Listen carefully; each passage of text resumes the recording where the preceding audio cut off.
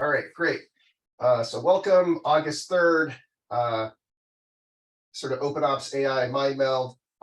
Let's cue some topics up. One topic. So we're great to welcome Victor and Brent and David Arias from our customer side. We want to get lots of participation and visibility. So welcome. Great. So let's go through a few agenda items today. We're going to have one, I want to brainstorm a little bit about what would be a great demo for this customer meeting we've gotten this afternoon. So that's one agenda item, and I'd love to sort of go around on any sort of like new things that are in the pipe just for awareness, and any sort of. So Jesus, I've got your demo videos on LinkedIn, and I think we're talked about in all hands yesterday, so that's excellent. And also like to queue up any questions for folks from the guests here. So we also have Stu Doherty and Eric Sethna joining. Eric, just for your, so we're in the non-confidential recorded meeting. This recorded meeting is going to, oh, okay, more people are joining. Hey, Colton, can you hear us? Colton, Stu? Yep, I can. Okay, so this is a non-confidential meeting. This will be recorded, put in the public repo, and a meeting summary auto-generated. So no confidential discussion here. And just to recap, we'll talk a little bit about what would make a great OpenOps demo. Let's kind of talk through it, and maybe even screen share. Let's talk about what's new, and then sort of field any questions. Good. Okay. So Chris, so actually Andrew, like, why don't you just ante up and like, hey, what would be a great kickoff? Like, if you were going to do the demo, what would you highlight? Well, I'd be curious to know, based on the things that Christopher's been working on, if there's some interesting summarization features based upon knowing who the person is, that maybe you've seen, and some examples that you've tried. Because I think from my own perspective, the personalization piece you're doing right now is most interesting to me. I would love to be able to know, asking about like a topic or a thread or a summary, what's relevant for the developer advocate in the conversation. So that's kind of my initial point for us to talk about this week, is kind of like, how do you feel about that, and what are ways we could leverage it to showcase it? Yeah, that's great. I'm also curious on like some ways that could be leveraged, because like most of what I do ends up being sort of like test cases. It's not really sort of like real world stuff, and like the changes right now on the personalization are pretty subtle. Like, it's just sort of like in the background, they're like, hey, they're a developer advocate, maybe you should tune it a little bit for them, versus like really trying to hit them over the head with it. Although sometimes it really does hit you over the head with it. That's kind of what I've experienced too. And also just having played around with it, obviously it summarizes based upon what it thinks that you should know based upon like your title or what it thinks that you might do.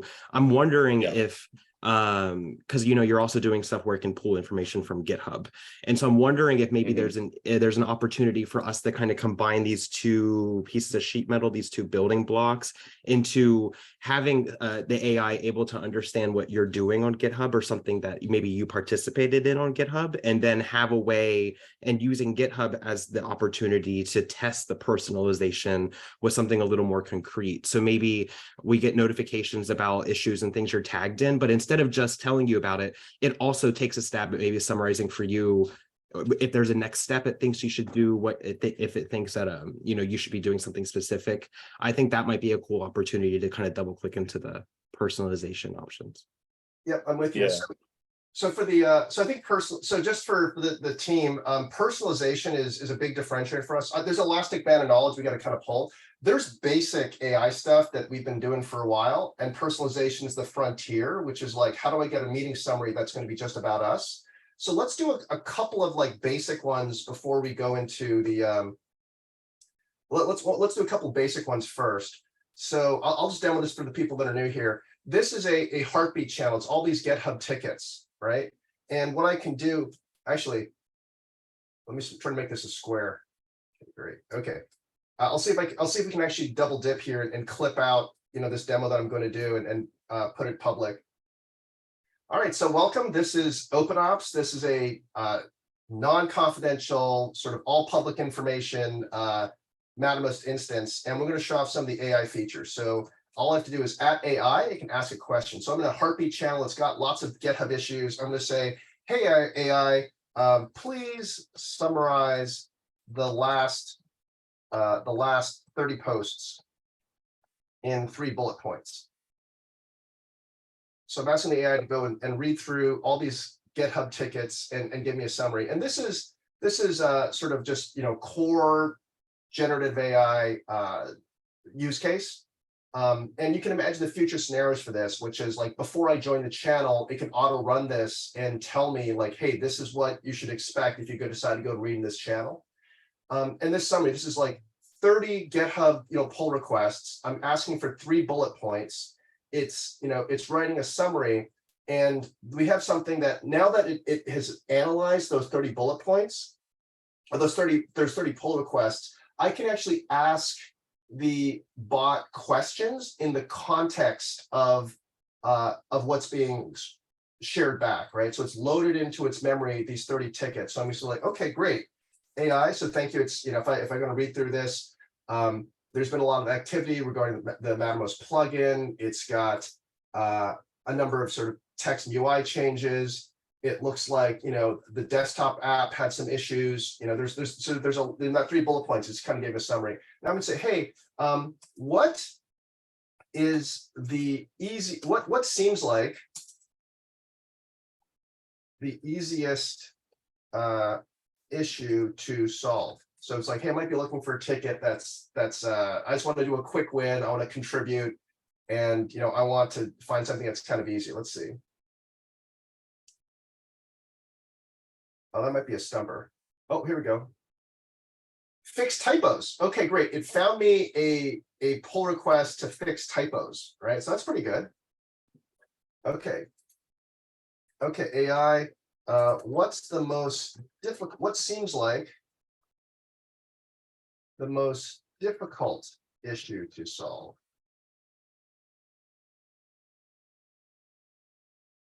So it's, I mean, this is actually, you can think about how hard this is, right? They're like going through all the pull requests, trying to assess ease, right? Figuring out that a typo is easy to solve. I'm asking now the opposite question, which is like, well, what's the hardest? Okay, I think I broke it. So couldn't do that. All right, so couldn't get that. So let me just, okay. What issue might have a security issue involved? So I'm saying, okay, well, you got all these things. Do you think anything might have like security issues with that? Okay, so something's broken.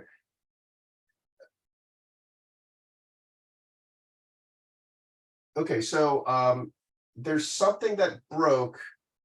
Christopher, does this make sense? Like, did we break something? I mean, the first one's likely because the GitHub API was flaky, and it comes back with like something that says it can't fetch it, and it's just telling you that. The second one's probably just it's sort of refusing to, you know, try and that first one I saw it pause for a while. That was it's failing to fetch. That second one is just the LLM being like, I don't really feel like doing that today. Okay, but it can do the easy one, right? So this one is not bad, the fixed typos one. Yeah, that's able to work properly. Okay, great. I've actually tried the security incident one, and it actually did find, you know, if there's something up in the back scroll here where it's actually gotten to work. So, and the other thing is we just invited a whole bunch of people onto the server. So I don't know if this is a great way to demo. I might have to be like, hey, everyone stop, I need a demo, because I think we're just like pounding the AI in the background potentially. I have a question about. There's definitely problems with that on the OpenAI side. Okay. I have a question about the information that it gets from the GitHub issue. Is it really just like a download of the page? Is it like a JSON object of the issue, as it would probably get returned to like the plugin? I'm just kind of curious the form of that data. It is it's text. So like everything that you give the LLM should be text. I mean, it can read JSON, but it has like a harder time. Right. How it fetches it is it's actually using your credentials. So in Oh yeah, of course it can't fetch it. You don't have the GitHub plugin. Yeah, that's kind of what I was configured. thinking is like, does it know Yeah, his you're right. identity? You're right. Yeah. So Ian, you don't have the GitHub plugin configured. It has to use your credentials to fetch it. So none of this has been fetching issues. It's only been looking at what's already been pulled into the channel, right? Okay, great. Christopher, can you ask the same question I asked, just to the channel, just demo it? Sure. Let's go to Heartbeat. Yeah. Okay, great. So just for everyone that's on the call, here's what's happening is this used to work for me. And the way that it used to work, it was agreed, because each of these GitHub issues, there's a little bit of text here and you got the title. And I used to run it just based on the title and the text. And I could ask it these questions: which one's the easiest, which one's the hardest, which one's most likely a security issue. What has changed since I last ran this is we added, is it called a plugin? What was it called, Christopher? Is it called plugin or a tool? Tool is what I've been calling it. There's a tool that got added to the AI that can recognize, oh, that post is from GitHub. That's going to go into the background and fetch back the full ticket and all the metadata. And then it's going to rerun the query based on that context. So it's like a more powerful version of what I was doing. I was just doing the headlines, and this is doing like the full GitHub ticket. Does that make sense? Okay, great. So in our demo, I'm going to try and set this up before my demo so I can get ready for this. I might do some recordings ahead of time. All right, so that's one, right? GitHub issues, so that's summarization, that's analysis, that's what we call contextual interrogation. That's too fancy a word, but contextual interrogation means like I've got the context, I scanned everything, and now I can go and ask questions about my previous questions, so you can build up context. All right, next one is let's do just meeting summarization. So I'll need to go and scroll up here. Did we get a meeting summarization? When was the last meeting we scanned here? I might need to pin it. Yeah, I didn't get the last one. The ones for like the developer meeting on community are really good. The last developer one was good.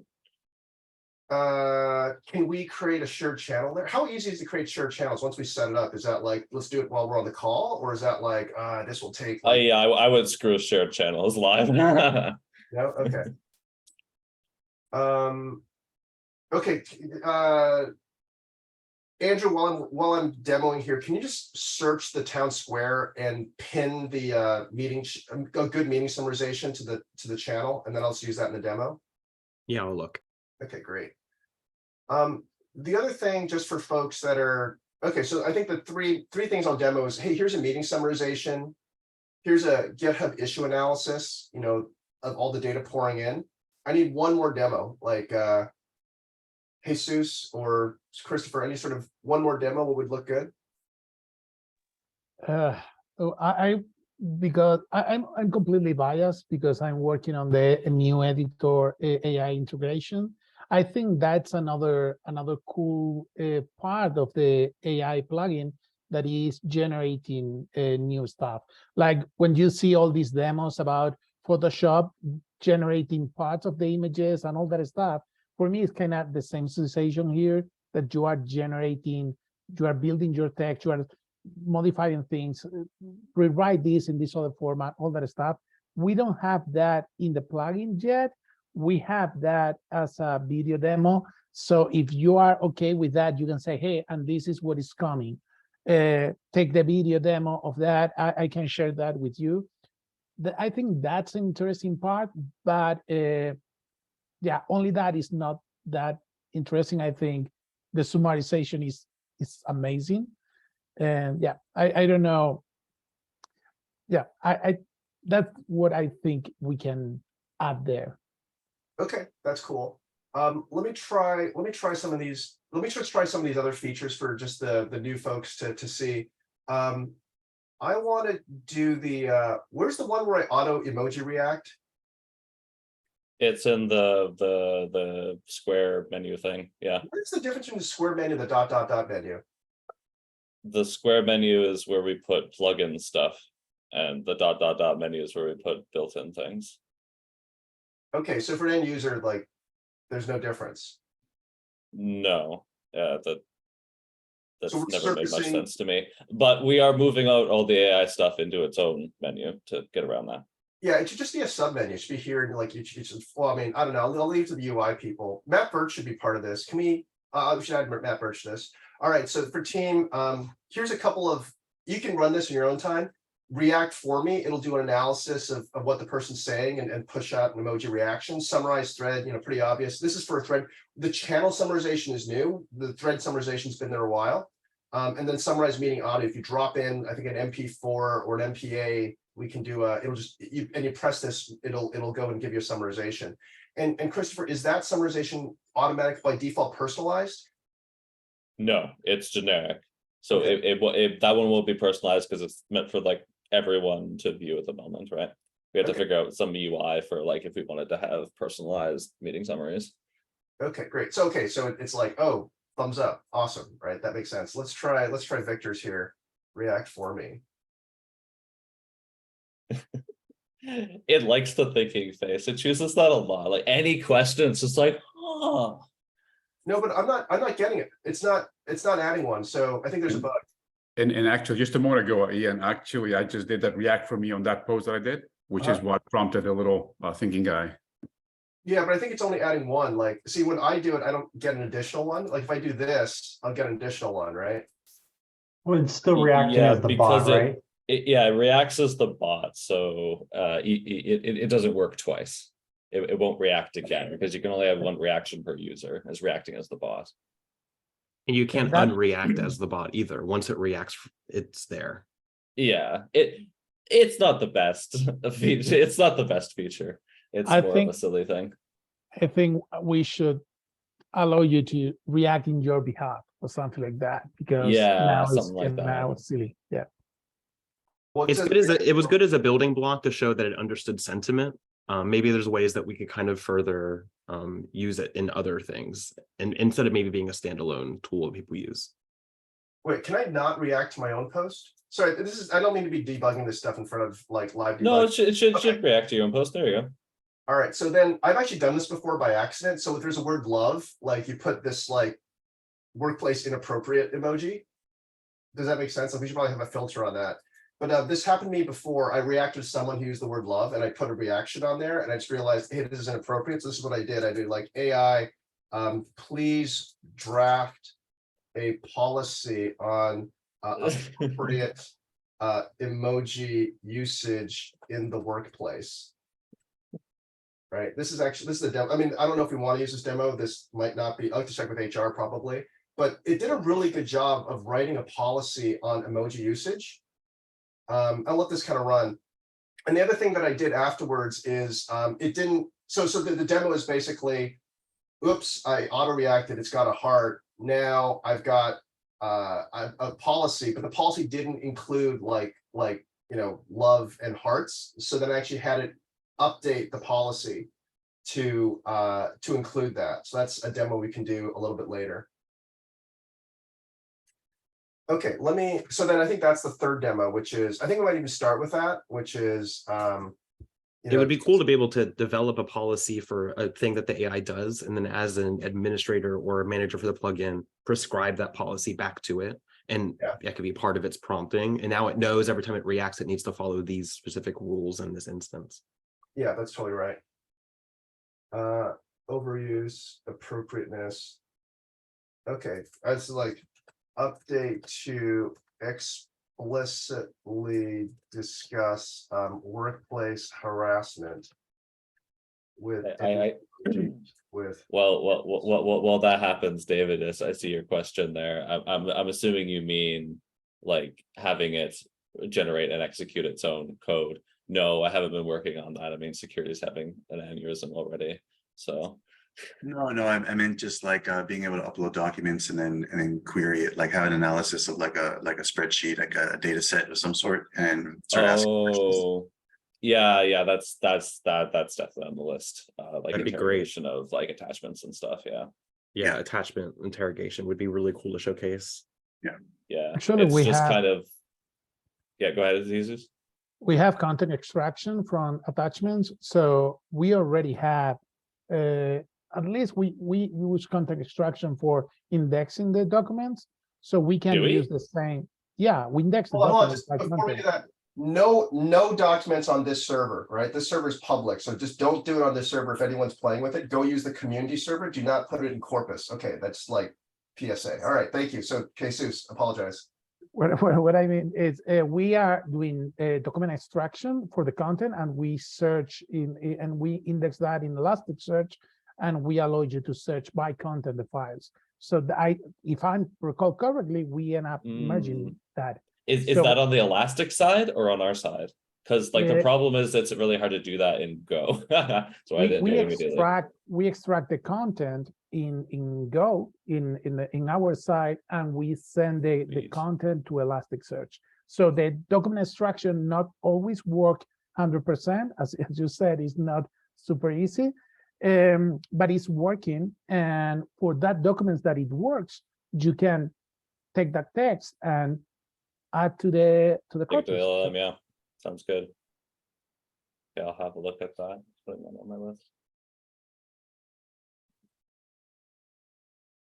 Yeah, Andrew, okay, great. So we got 4 minutes left.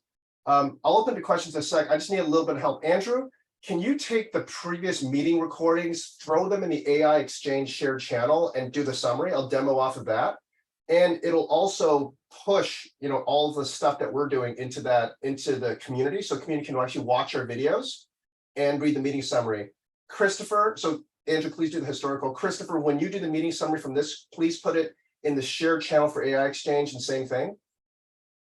Does that make sense? So like all this we have here should be public. We're going to push it to the public channel, and we'll figure out a way to push it to maybe not this one, but maybe the next one will give people fair warning about like being in a public. We didn't tell everyone this is going to be on YouTube, so the next one will tell people it's going to be on YouTube. Does that make sense? Okay, great. So thank you. All right, 3 minutes, and people can ask questions in the channel too. Any questions from the audience, like where to find stuff, things like that?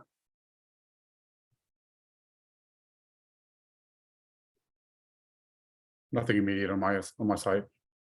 I would say, just having conversations with customers. I won't name any, but if we want to have sort of a more deep conversation specifically with a customer, to do sort of a brainstorming session with them, is that something we can set up fairly easy? Because like use cases, there's tons of use cases, right? And it's like it's tough to know until people start to actually use it, what they'll start doing organically. But it's good to always have these brainstorming sessions, right? So there are a couple of customers I think that are super interested in having some of those discussions. So it'd be great to have some support from the team here to be able to join calls. Yeah, I would love to know like what they imagine using it and what barriers that they see to like getting it adopted. Yeah, Chris, are you free at 1 o'clock Vancouver time? Yeah. All right, we won't mention the name of the customer, but I'll add you there, and that'll be a direct conversation. And David, to answer your question, I would like to start bringing in. It's going to be a pod. I think it's going to be Victor, Eric Sethna. Eric Sethna is the PM on AI. Victor's one of the solution architects that's been most forward on AI.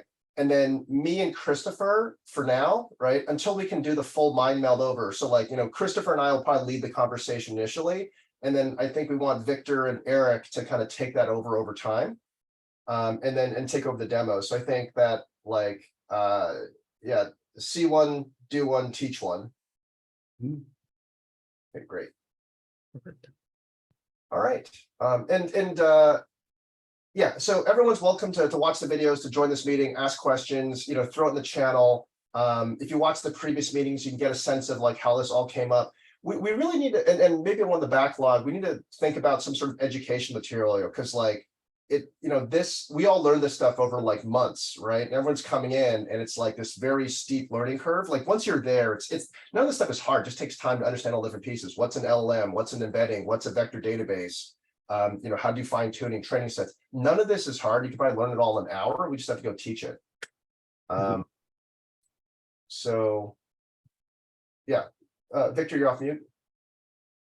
I was just agreeing with you. I mean, it'd be great to have some sort of like, just like you said, some brief content and just walk through the topics and through the themes of what this means for people, and also what it means in practice. You just mentioned that, what is an LLM? what is the database side of it, and so on. You know what? Let's do that maybe next AI MindMeld. Let's spend 15 minutes and do that, and we can completely cheat, and it'll just be the people who know this stuff just start asking the questions to the OpenAI, and just have OpenAI like write the training course. Perfect. And then all we have to do is correct it, right?